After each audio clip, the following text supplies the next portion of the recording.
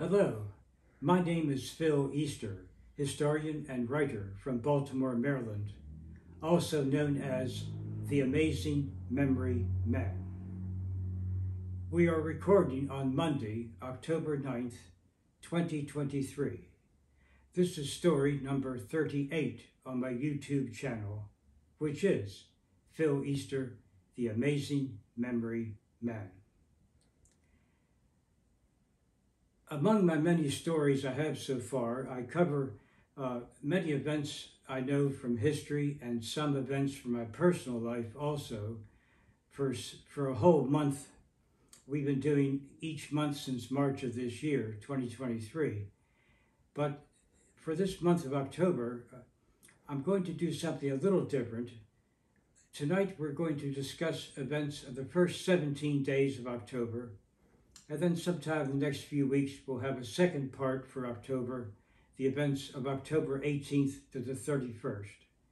Because I really do know so many events for the month of October, both in USA, world history, sports history, and my own personal life. So again, today we will cover the first 17 days of the month of October, events from the past. We start with October 1st, the birthday of former President Jimmy Carter. He was born in 1924, and so just recently he celebrated his 99th birthday. Jimmy Carter, the 39th President of the United States, born October 1st, 1924. He was president for 4 years, from 1977 to 1981.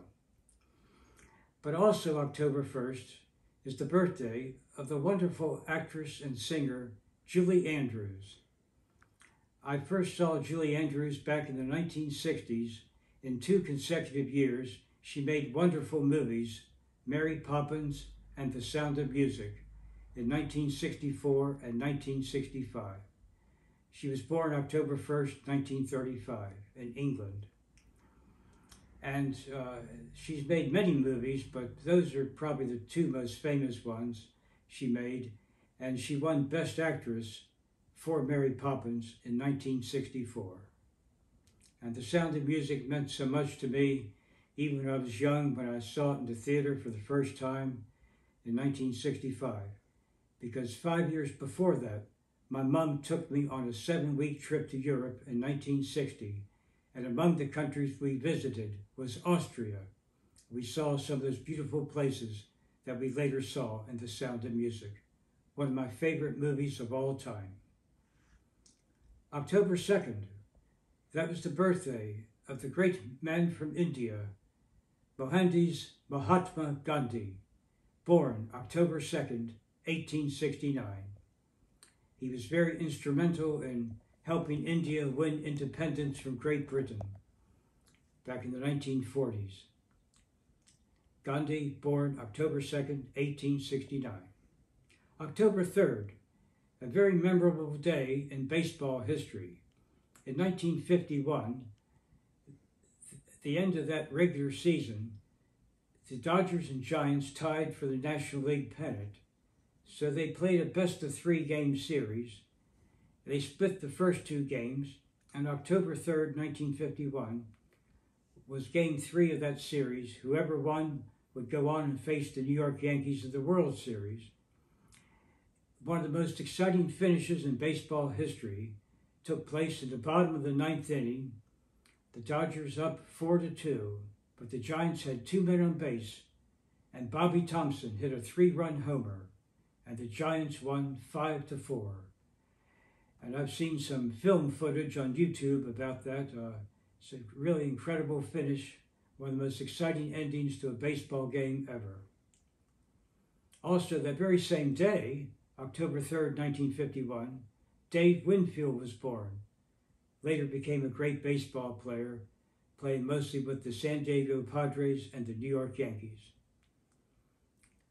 October 4th, that was the day that the space age begins, what we consider the space age. In 1957, the Soviet Union sent up the Sputnik satellite on October 4th, 1957.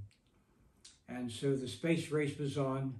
The United States sent up a satellite a few months later in January 1958, but the Soviets were the first to go into space on October 4th, 1957. But also, way back 100 years ago, actually, October 4th in 1923, was the day the great actor Charlton Heston was born in Evanston, Illinois, a town near Chicago. He was born there, and I think he went to Northwestern University, and he became a great actor in many movies. Probably his three most famous movies were he played Moses in the Ten Commandments, 1956. He played Ben-Hur in Ben-Hur, 1959, where he won the Best Actor award for that year, and the movie won Best Picture. But 2 years later, in 1961, he made a movie co-starred with the actress Sophia Loren in El Cid, the story of the great Spanish knight of the 11th century, who fought many battles, a great hero in Spain, El Cid. And personally, that's my favorite of his movies, his role as El Cid. Charlton Heston, born October 4th, 1923. October 5th, in 1966, the first time the Baltimore Orioles ever played a World Series game. I was a freshman in high school at that time, and I remember I came back home and I was excited. The first couple games were on weekdays. It was a Wednesday, October 5th, 1966, and the Orioles faced the Los Angeles Dodgers, who were defending champions from the year before and heavily favored to win that World Series. They had two of the best pitchers in baseball, the Dodgers did, Don Drysdale and Sandy Koufax. Many of the Orioles were a young upstart team. 20-year-old Jim Palmer, I think he was turning 20 about that time. Yes, he was one of the top pitchers, even as a young pitcher, his first year. And you had Dave McNally, but also you had the Robinsons, the two great players, Frank Robinson and Brooks Robinson of the Baltimore Orioles. Frank Robinson had just come over from Cincinnati that year, and Brooks Robinson was already established as the best third baseman in baseball. And the Orioles, incredibly, would beat the Dodgers in 4 straight games. But that first game was October 5th. The Orioles won 5-2. October 6th. The last baseball game that the Orioles ever played at Memorial Stadium was on October 6, 1991, 32 years ago, and I attended that game. I saw that game in person. The last game they ever played, a game against the Detroit Tigers. They did lose that day, but it was very touching to be there for the last game, and some of the old-timers they had came out after the game, and the crowd, waved to the crowd. And the next year, 1992, they would open up at Oriole Park at Camden Yards, where they play now. But that final Oriole game at Memorial Stadium, October 6, 1991. October 6th is also the birthday of a nice lady friend I have here in Baltimore named Rosalind. And I met Rosalind 31 years ago in 1992. October 6th is Rosalind's birthday. October 7th, that was the day in the year 1571. The bloodiest sea battle ever fought in world history. It was a battle between a Christian fleet and a Muslim fleet near Lepanto, Greece, and the Mediterranean Sea. And there were thousands of sailors involved, and they say about 10,000 men died that day. It was just incredible. The fighting was ferocious. They had some guns at that point, but also used swords, spears, and bows and arrows. There was a time where warfare was, changing some. You had some types of guns, earlier type guns, but the ancient and medieval weapons were used as well. It was just a horrible battle, and it's amazing that, when you look at it from a realistic point of view, that even battles in World War I and World War II with more modern weapons, and never was there a battle in World War I or World War II where as many as 10,000 men died in one day. It was just a ferocious battle, atrocious battle. It was The Christian fleet did win the battle. But among the sailors of the Christian fleet was a young 24-year-old Spanish sailor by the name of Miguel Cervantes. He would become a great writer, and it is he who wrote what is considered the first novel, Don Quixote. So how about that? A young Cervantes fought and survived the Battle of Lepanto. October 8th, in 1956, on that day, Don Larsen of the New York Yankees pitched a perfect game in the World Series. Only about 23 perfect games have ever been pitched in baseball history, going back to the 1800s. It's very rare. And the other 22 were in regular season games. But Don Larsen has the record of pitching the only perfect game in the history of the World Series, as the Yankees beat the Dodgers that day 2-0 and took a 3-2 lead in the series. The Dodgers would come back the next day and equal the series, but the Yankees won Game 7 also. But the odd thing about Don Larsen is he wasn't a really good pitcher most of the time. He actually had a losing record in his career. He lost more games than he won. And in fact, 2 years before, playing for the Baltimore Orioles in 1954, he had a horrible record. He won only 3 games and lost 21. Incredible. And yet 2 years later, for the Yankees, he pitches a perfect game in the World Series. 27 batters come up and 27 goes down. 3 outs to an inning, 3 times 9, there's your 27 outs of a whole game. Nobody reached base even once. A great achievement for Don Larsen. Also, on October 8th in 1995, that was the day that Pope John Paul II visited Baltimore, and he celebrated Mass at Oriole Park at Camden Yards. Several 100,000 people saw him along Charles Street, and I saw him on Charles Street. I was one of those people who gathered in large crowds along Charles Street and saw Pope John Paul II when he came to Baltimore in 1995. October 9th, that was the day in 1940 that singer-songwriter and one of the 4 Beatles, John Lennon, was born in Liverpool, England. Along with Paul McCartney, they wrote so many beautiful songs when he was with the Beatles. And then, of course, after the Beatles broke up in 1970, each of the Beatles went their own ways and continued to write songs and sing songs. And the very next year, in 1971, John Lennon recorded one of the most beautiful songs of all time, simply called Imagine. But also in 1966, as I mentioned before about the Baltimore Orioles in their first World Series, they won the 4th and final game on October 9th, 1966, as they beat the Dodgers 1-0 that day, but won 4 straight games to pull a great upset over the favorite Dodgers. October 10th, that was the day in 1985 that 2 famous actors died on the very same day. Yul Brynner and Orson Welles, 2 popular movie actors, both died October 10th, 1985. October 11th,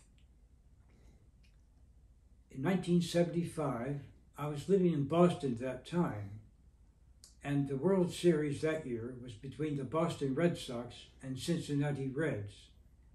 The opening game was on October 11th, and I had a ticket. I saw that game at Fenway Park in Boston, and the Red Sox beat the Reds that day 6-0, but most of the other games were very close games in that series, several by just 1 or 2 runs. It turned out to be one of the best World Series ever played. I watched the rest of the games on TV, but I was happy to say I went to the very first game of that series, October 11th, 1975, at Fenway Park. Now later that night, back at my home, I was watching the NBC station for the local news. from 11 to 11:30. And just by chance, I was wondering, what show comes on next? The NBC network at that time was, I think, having trouble figuring out what type of show to put on. Well, by total luck, I would see the very first episode of Saturday Night Live. As they often say, live from New York, it's Saturday night. The very first of that comedy show was on October 11th, 1975, the same day as that World Series game, which I saw in person. That show has been on now all these years, since 1975, close to 48 years. October 12th, that was the day in 1492 that Columbus led an expedition of 3 ships from Spain. They reached one of the islands considered part of the Americas, and that's very important in history, but he never really stepped foot in North America. He came to the islands, I think a total of 4 times, and actually did go to South America one time, but that was the day of his first expedition reaching the New World, as many people would call the Americas, on October 12th, 1492. Columbus Day, celebrated. Actually, some places celebrate on a Monday, like today, October 9th this year, the second Monday of October, but the official day is October 12th.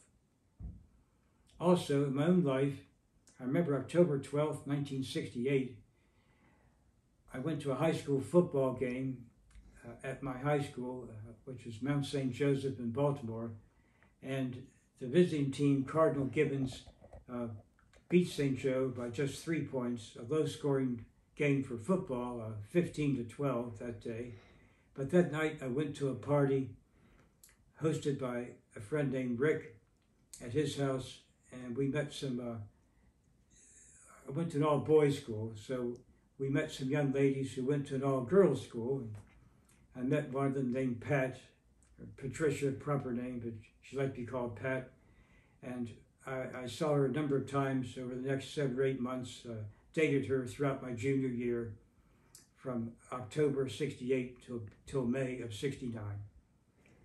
And that was an enjoyable experience. The party that night, after the football game earlier that day, on October 12th, 1968. October 13th, in 1971, Game 4 of the World Series was played that year between the Baltimore Orioles and Pittsburgh Pirates. The reason why that was historic was it was the first time a baseball World Series game was played at night. Before that, all the games were in the daytime. And even that year, that was the only one that was played at night. The rest were in the daytime. But now it seems like the World Series almost always begins around 8:30 p.m. Eastern Time. So if it's on the East Coast or Central Time zones, it's usually getting dark by then, this time of year, pretty close to dark. But especially now that the World Series begins in late October, not early October. On the West Coast, there could be a little light, maybe it'd be 5:30 local time, but just depending. Anyhow, that was the first night game of World Series history. The Pirates won that game and also won the series in 7 games. October 14th, one of the greatest battles in medieval history in England was the Battle of Hastings, October 14th, 1066. The Great Battle of Hastings, when William, Duke of Normandy, defeated King Harold II of England. And then he was officially crowned king a couple of months later on Christmas Day, 1066. But the Great Battle of Hastings was on October 14th, 1066. Also, on October 14th, 1890, Dwight Eisenhower was born, who became one of America's top generals in World War II. At the time of the D-Day invasion, he was a 4-star general, and he was in charge of all the American forces in the war against Germany. In the Far East at the same time, General MacArthur was the top general in the war in the Pacific against Japan. but General Eisenhower was based in England for much of the war, where he directed the famous D-Day invasion. He was later promoted to 5 stars, one of the few 5-star generals in American history, and in 1952 he was elected president, and he took office on January 20, 1953, as America's 34th president, Dwight David Eisenhower, born October 14th, 1890. October 15th, that was the day in 1945 that baseball pitcher Jim Palmer was born. And he played for the Baltimore Orioles for his whole career from 1966 to 1983. Actually, he played to 84. 83 was his last full year. And he played a few months of the 84 season, but was injured and had to stop then. But he played all those full years, the seasons between 1966 and 83. He's the only Baltimore Oriole player who has played in all 6 World Series that the Orioles have been in so far, including the 3 that they won in 1966, 1970, and 1983. He's the only pitcher in baseball history to win World Series games in 3 different decades, the 60s, 70s, and 80s. Several other great pitchers have won World Series games in 2 decades, but not 3. So Jim Palmer stands alone, the Hall of Fame pitcher in that category, and he was born October 15th, 1945. The most satisfying baseball game I ever saw in person was on October 15th, 1970. I was able to get a ticket for Game 5 of that series between the Baltimore Orioles and Cincinnati Reds. The Orioles were up 3-1, and fortunately I saw the game. They won that game and thus won the whole World Series of 1970. I was so happy. They won by a score of 9-3 and the series 4-1, coming 2 days before my 18th birthday on October 17th. You could say a nice early birthday present to see my favorite team win the World Series in person. The other 2 times I saw the Orioles win, I was watching on TV, and that's nice, but there's nothing quite like seeing a big sports event in person at Memorial Stadium on that day, October 15, 1970. The most satisfying baseball game I ever saw in person. But also, October 15th is the birthday of a nice lady friend named Tracy Hauser. And Tracy is originally from Orlando, Florida, and she moved to Baltimore in 2004 and lived here about 15 years. And she ran the Baltimore Marathon, as a matter of fact, on her 25th birthday. She ran the Baltimore Marathon and finished. A great achievement. I was a marathon runner myself many years ago, so I know what that's like. And then she attended the University of Baltimore and received a master's degree in creative writing and publishing.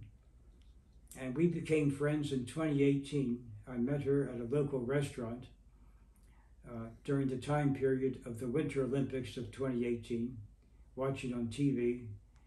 And we became good friends. And before that year was over, she helped publish a book for me called Time Points. I wrote the information and she designed the book and helped have it published. And it's on Amazon Books. And so I appreciate that very much.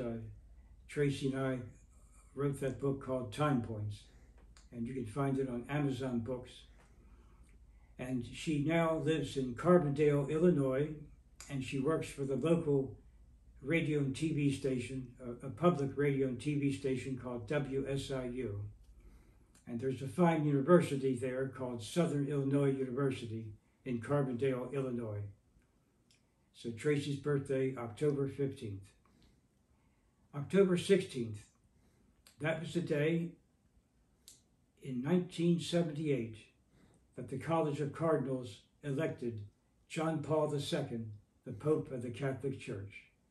And he was the Pope who traveled more than any other Pope. He traveled to many countries over many years, and he died on April 2nd, 2005. But also on October 16th, 1983 is when the Orioles won their third World Series. They beat the Philadelphia Phillies in 5 games. October 17th. That was the day in 1777, the turning point of the American Revolution. A battle of Saratoga, New York had lasted for some time, and actually on that day about 5,000 British soldiers surrendered to the Americans. And it's considered the turning point of the American Revolution. Also, a number of World Series baseball games have been on October 17th. I've seen several of those. I saw the final game of the 1979 World Series, October 17th, when the Orioles lost to Pittsburgh, unfortunately. But it was exciting to be there. But one of my favorite actresses of all time, Rita Hayworth, she was born October 17th, 1918. And she was in such famous movies as Gilda, a 1940s movie, and Salome, 1953, where she played a princess living at about the time of Christ, and that story. And she made a number of movies. A very great dancer, Rita Hayworth, actress and dancer, born October 17th, 1918. Well, I would also like to mention that yours truly, that is also my birthday. I was born October 17th, 1952, at Mercy Hospital here in Baltimore, Maryland. October 17th, 1952, so very soon, next week, I'll be turning 71. And now I would like to show everyone this copy of the Time Points book that Tracy and I did together. And Time Points covers a number of events in my life over a number of years, and it can be found on Amazon Books, very reasonably priced. Time Points, just that one word.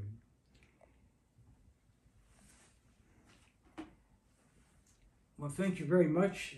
I'm happy to share my knowledge of these first 17 days of October, and soon we will do the second part of October from the dates of October 18 to 31st. This is Phil Easter, the Amazing Memory Man. We'll see you next time. Thank you, and good night.